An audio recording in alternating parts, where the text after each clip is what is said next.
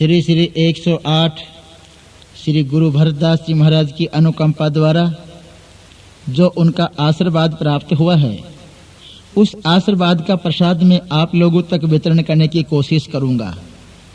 आशा है आप सभी सज्जन शांति पूर्वक बैठ करके अमृत पान करेंगे। मैंने अपना जीवन में यही अनुभव किया है कि मोहनदास आदमी के लिए वही सिद्धांत श्रेष्ठ मान योग्य है जिसके समझने में उसे किसी प्रकार का संदेह ना हो और जिसके अनुसार अपना जीवन बना लेने में उसे किसी प्रकार की कठिनाई का बोध नहीं होता हो।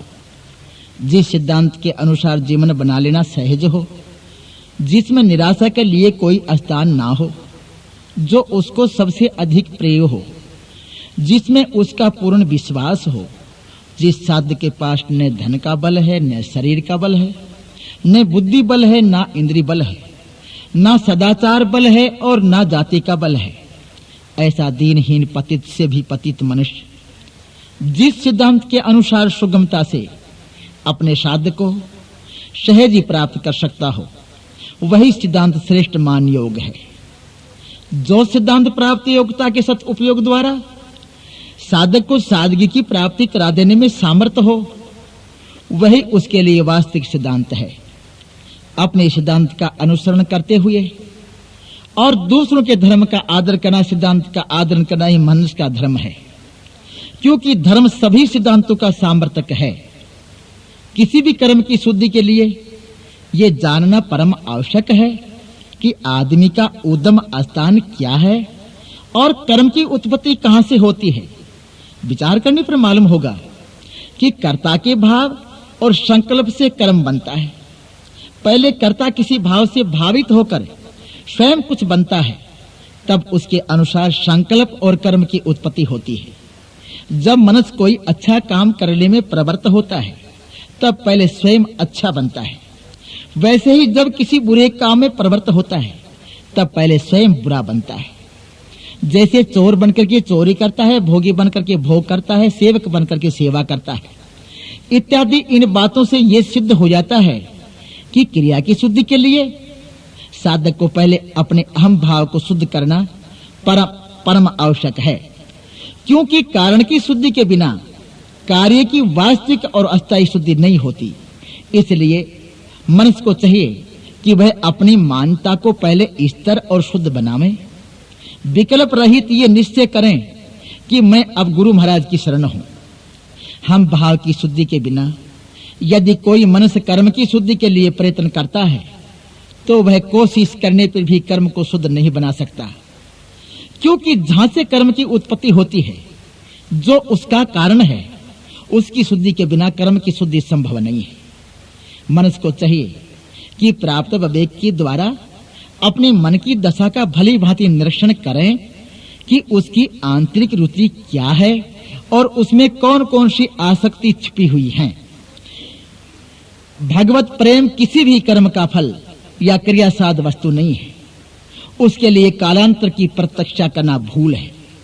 भगवान से और उनके प्रेम से साधक का देश, काल, अवस्था का किसी प्रकार की भी दूरी नहीं है।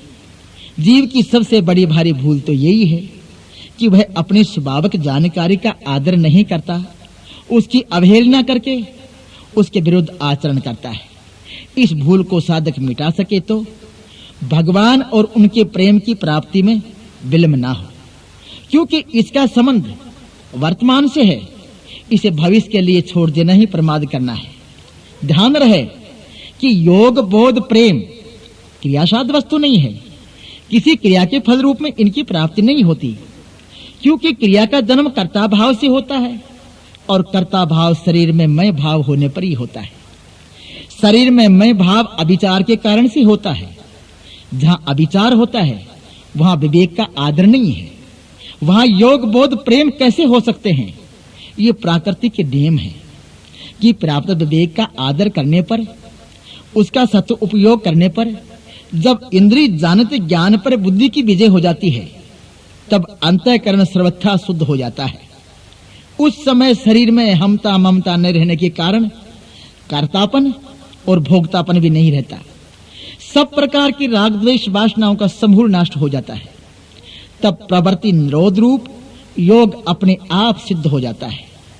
उसके होने पर विकल्प रहित बोध अपने आप प्रकट होता है। ये प्रकृति के नियम है। ऐसी परिस्थिति में गुरु की प्रेम की लालसा जागृत होती है और हृदय में प्रेम की गंगा लहराने लगती है, जिसका कभी अंत नहीं होता। नित्य नया प्रेम बना रहता है। प्राणी के अंतःकरण में जिन दोषों के कारण या मलिनता है, वे दोष कहीं बाहर से आए हुए नहीं है, स्वयं उसी के बनाए हुए हैं। उनको निकालकर अंतःकरण शुद्ध बनाने में ये प्राणी स्वतंत्र है। मन सोचता है और कहता है कि मेरे प्रारब्ध ही कुछ ऐसे हैं जो मुझे गुरु महाराज की सेवा में नहीं उपस्थित होने देते। मुझ पर गुरु महाराज की कृपा नहीं है।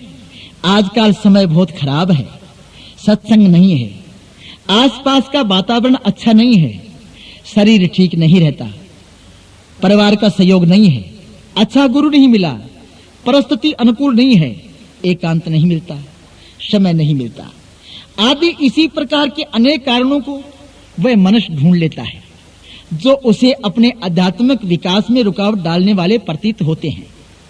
और इस मिथ्या धारणा से या तो वह अपनी उन्नति से निराश हो जाता है या इस प्रकार का संतोष कर लेता है कि जैसे गुरु महाराज की इच्छा, वह जब कृपा करेंगे तभी उन्नति होगी। परंतु वह अपनी असावधानी, अपनी भूल की ओर नहीं देखता। मनुष्य को सोचना चाहिए कि जिन महापुरुषों ने अपने गुरु की इच्छा पर अपने को छोड़ दिया है, उनके जीवन में क्या कभी निरुत्साह और निराशा आती है?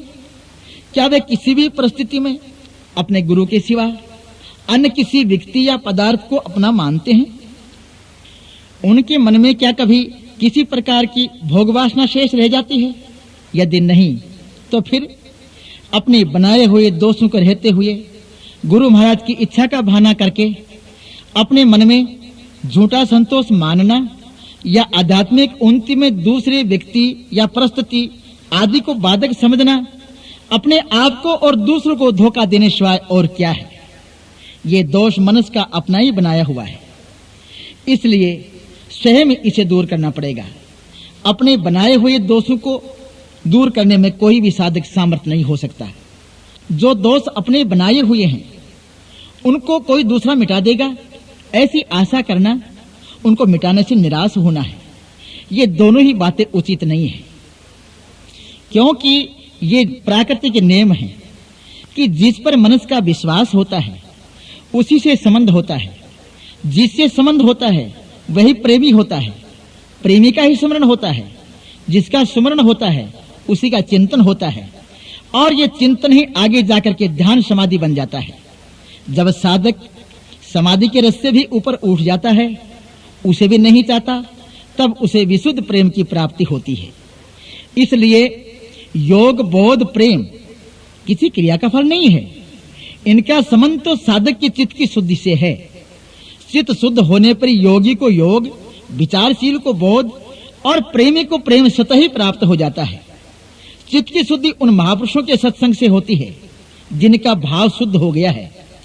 मनुष्य को चाहिए कि सत्पुरुषों का सत्संग प्राप्त करके अपने साधन का निर्माण करें और उनके आज्ञा के अनुसार तत्परता से साधन में लग जाएं। अपने प्राणों से भी साधन का महत्व अधिक समझें। महापुरुषों का सत्संग मिलने में प्रारब्ध को हेतु नहीं मानना चाहिए। सत्पुरुषों का सत्संग गुरु महाराज के हेतु की कृपा से मिलता है। हर एक परिस्थिति में अपने गुरु की कृपा का दर्शन करने से और उसका आदर करने से गुरु महाराज की कृपा भलीभूत होती है। मनुष्य को गुरु की कृपा पर विश्वास करके प्राप्त शक्ति और परिस्थिति के अनुसार सत्पुरुषों की सत्संग की प्राप्ति के लिए सच्ची अभिलाषा के साथ चेष्टा करते रहना चाहिए। ऐसा करने से उसे सत्संग की प्राप्ति अवश्य हो जाती है, इसमें कोई संदेह नहीं है। क्योंकि वास्तव में विवेक, विश्वास और प्रेम, इनमें परस्पर कोई विरोध नहीं है। ये एक दूसरे के सहयोगी हैं।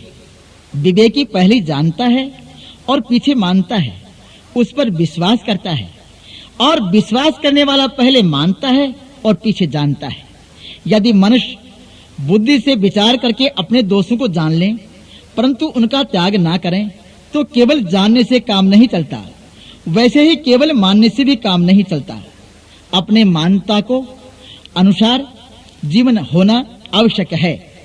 विवेक, विश्वास और प्रेम ये सभी मनुष्यों की प्राप्ति है और सभी जानते हैं, परंतु प्राप्त विवेक का आदर न करने के कारण मनुष्य जिनका विश्वास नहीं करना चाहिए, जो विश्वास करने योग्य नहीं है, अपने जीवन में जिन पर विश्वास करके बार-बार धोखा खाया है, उन पर तो वह विश्वास करता है, उनको अपना मान करके उनसे प्रेम करता है, और जिन पर विश्वास करना चाहिए उन पर विश्वास नहीं करता।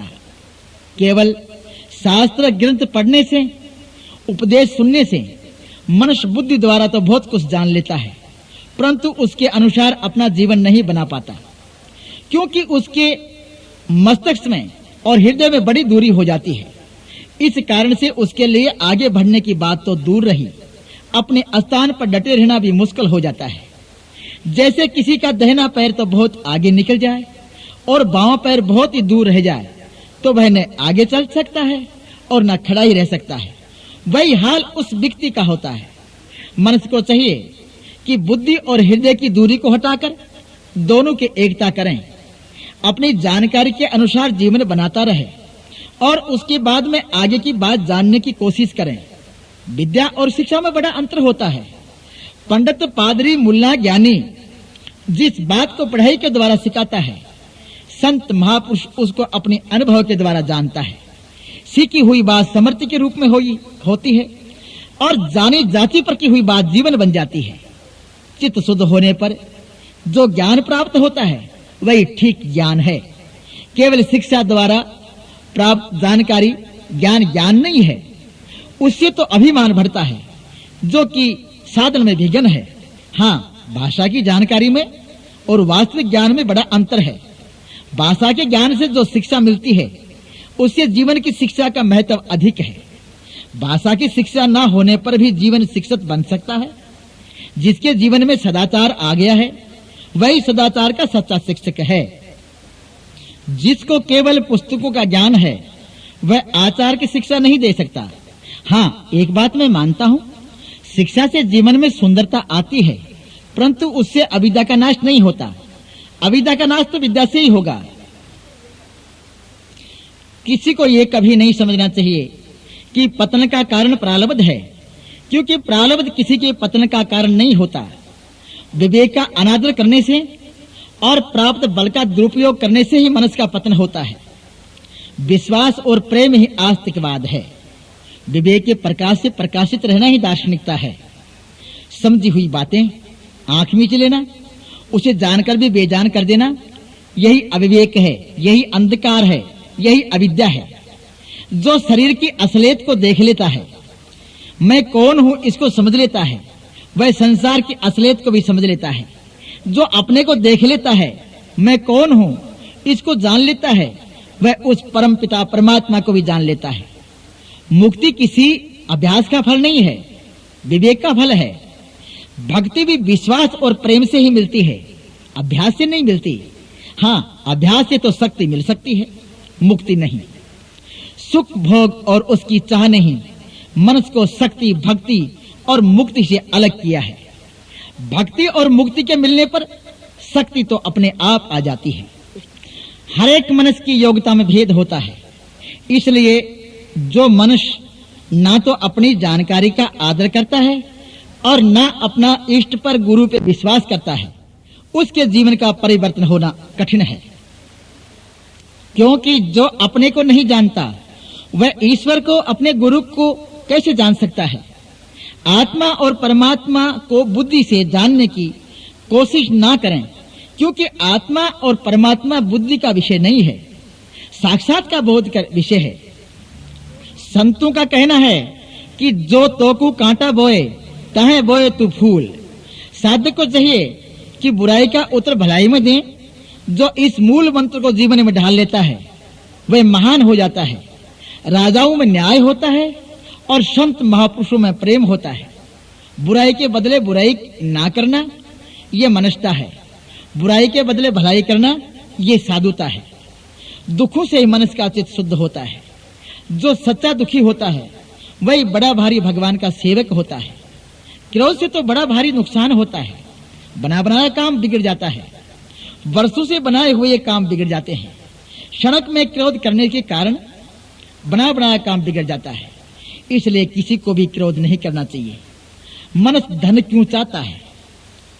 जिन वस्तुओं की उसे जरूरत है वह धन से मिलती है। वस्तु की जरूरत क्यों है? भोग इच्छा की पूर्ति के लिए। इच्छा की पूर्ति क्यों चाहता है? उसकी पूर्ति में सुख प्रतीत होता है। वस्तु के सहयोग में सुख मालूम होता है। यही काम है और काम ही लोभ है। इन बातों से यह सिद्ध हो जाता है कि लोभ के कारण ही मनुष्य को धन की जरूरत होती है। लोभ ना रहे तो धन की जरूरत नहीं होती। मनुष्य की आगे बढ़ने की, ऊपर उठने की रुचि स्वाभाविक ही है। जो वस्तु या परिस्थिति उसे प्राप्त है उससे वह अधिक अच्छी चाहता है। जैसा सम्मान प्राप्त है उससे अच्छा चाहता है, वैसा मिल जाए तो उससे अच्छा चाहता है। जितना धन प्राप्त है उससे अधिक चाहता है। जितनी भोग सामग्री प्राप्त है उससे अच्छी और नाना प्रकार की वस्तु चाहता है। जितना सम्मान प्राप्त है उससे अधिक चाहता है। जो पद या अधिकार प्राप्त है उससे ऊंचा अधिकार और चाहता है। इस प्रकार कभी भी उसकी चाह का अंत नहीं होता। आगे से आगे अभाव बना रहता है और अभाव के रहते हुए कभी सुख नहीं मिलता। जब किसी कारण से मनुष्य का नुकसान हो जाता है, प्राप्त वस्तु और धन चला जाता है, तब चाहता है कि हे प्रभु खर्च चलता रहे, अधिक नहीं तो पहले वाली परिस्थिति ही प्राप्त हो जाए तो मैं सुखी हो जाऊंगा। फिर यदि वह परिस्थिति प्राप्त भी हो जाती है तो उसे अधिक चाहने लग जाता है। इस प्रकार मनुष्य नाना प्रकार की इच्छाओं के जाल में फंसा ही रहता है। वास्तव में वस्तु की प्राप्ति उसके सुख दुख का कारण नहीं है। चाह की पूर्ति सुख और नई चाह का होना ही दुख है। जैसे किसान खेत में एक दाना डालता है तो उसका अनेक गुना होकर के, अधिक होकर के उसको मिलता है। इसी प्रकार ये दुनिया एक खेत है। इसमें जो वस्तु डाली जाती है वह दूसरों को सुख पहुंचाने के लिए ही डाली जाती है। वह डालने वाले के अनेक गुना होकर के, अधिक होकर के मिलती है। जिसके द्वारा जो अच्छा या बुरा काम किया जाता है वह करने वाले के ही काम आता है। प्रेमी और प्रीतम इन दोनों के मन की बात तभी पूरी होती है जब दोनों का मन एक हो जाए। एक दूसरे के मन की बात पूरी करने में ही अपने मन की बात पूरी समझें, क्योंकि जब दोनों की आवश्यकता एक हो जाती है तभी दोनों का मन एक होता है। आवश्यकता में भेद रहते हुए मन एक नहीं हो सकता। महापुरुषों ने जब जो संप्रदाय चलाया है वह मनुष्य जाति को उन्नत बनाने के लिए ही साधन रूप बनाया है। हर एक संप्रदाय, हर एक प्रकार की मान्यता अपने अपने अधिकार, अपनी अपनी योग्यता और प्राप्ति के अनुसार उसे साधन मानकर चलने वाले के लिए हितकर है। इस दृष्टि से सभी संप्रदाय और सभी मान्यता आदर करने योग्य हैं। परंतु जब मनुष्य शरीर, जाति, वर्ण, आश्रम, धर्म, देश और परिस्थिति के साथ एकता ना मानकर उनमें अभिमान कर लेता है और उसके अनुसार अपने को नाना भावों में बांधकर राग द्वेष करने लग जाता है, तब उसका चित्त शुद्ध नहीं होता। इसलिए भगत के जीवन में कर्म नहीं रहते, सेवा रहती है। वह अपने गुरु की आज्ञा के पालन के द्वारा महापुरुषों की सेवा करता है, करुणा के द्वारा दुखियों की सेवा करता है। इसी प्रकार भगवान के नाते, अपना गुरु के नाते सबकी सेवा करता है। विश्वास और प्रेम अपना गुरु से करता है। प्रेम वही है जो असीम हो। प्रेम किसी भी कर्म के अधीन नहीं होता। वह किसी प्रकार की क्रिया में बंधता नहीं कि अमुक प्रकार की क्रिया या व्यवहार का नाम ही प्रेम है। ईश्वर को, गुरु को मानना एक चीज है और उसके अनुसार अपना जीवन बना लेना दूसरी बात है। भगवान में पूर्ण विश्वास हो और नित्य नया प्रेम हो, इसी का नाम भक्ति है।